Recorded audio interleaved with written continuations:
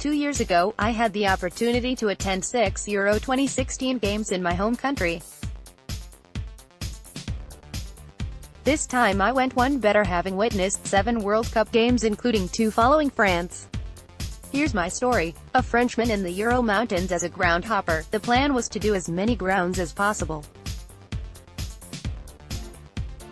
So I had booked 3 games in the country's 3 biggest stadiums, the Krestovsky at St. Petersburg and the 2 Moscow grounds, before the draw, which meant I unfortunately missed our opening game against Australia in Kazan.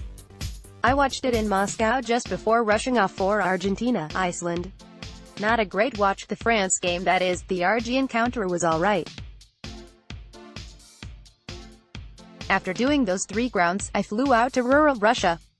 Yekaterinburg is situated 1,800 kilometers east of Moscow and the last big place before Siberia.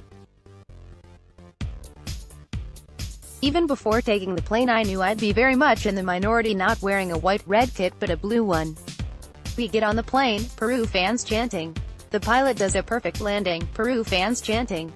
Their enthusiasm was hard to dislike. Over my 2 weeks in Russia, Yekaterinburg was the only place where it wasn't hot. Rain and wind were with me during all my time there, but boy did it not stop me from having a wonderful experience. The place was rocking with Peruvian fans while France fans were few and far between. Wi-Fi was in weak supply during the whole trip. Very few stadiums had a decent connection. Out of the 6, only Kazan's Wi-Fi was top-notch. I heard that there were 2,000 French fans at the game. So why were we so few? The non-existent French away game culture on the club side explains a lot, but efforts have been made in order to follow our national team during big competitions. A few years ago, an official supporters club was founded called Irrésistibles Français, Irresistible Frenchmen, but there were quite a few problems with FIFA in terms of putting all the fans together so that they could make more noise. After the Australia game, quite a few French players wanted to applaud and thank the fans for coming all this way but couldn't, because the singular, big blue block of French fans lacking. If hence advised everyone to wear navy blue in Yekaterinburg, but with 30,000 Peruvians, it was always going to be a tough ask. However, I've been back for a couple of days now and can safely say that France is not the only European country that was outnumbered by their Latin American opponent of the day. Germany and England didn't bring much more in their games.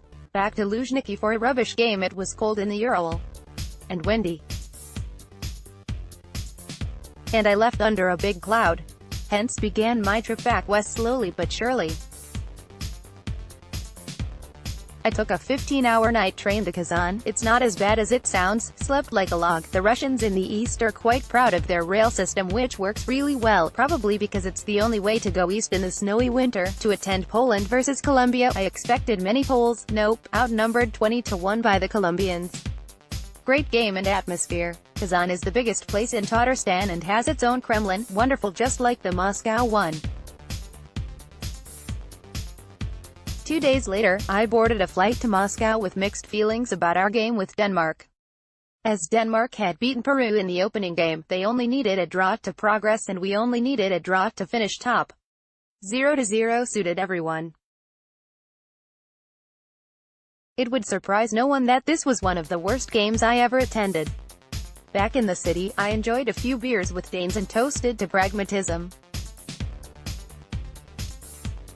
They lifted their Coca-Cola glass, seriously, without much enthusiasm, and were happy to go back to doing whatever floated their boat on their smartphones. Yes, World Cup attendants spend an awful lot of time on their phones. Oh well, at least we won our groups, eh?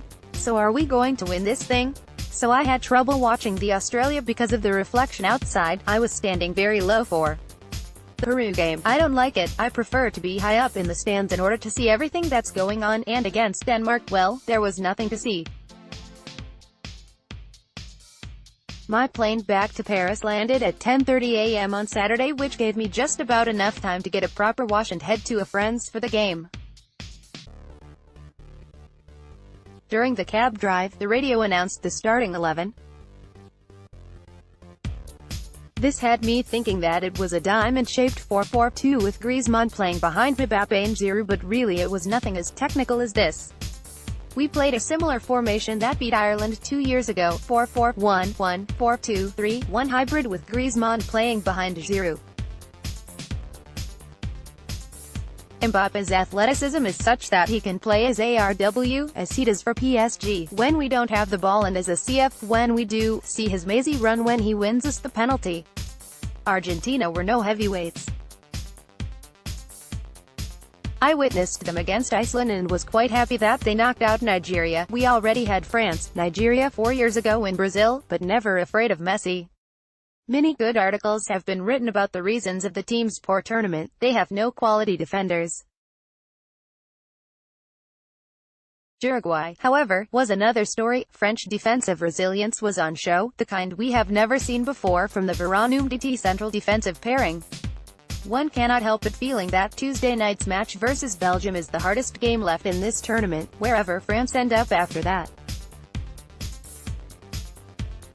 Whilst I might have sampled France's less exciting games of the tournament, I can slowly start to hope that I witnessed the beginning of something truly special. B.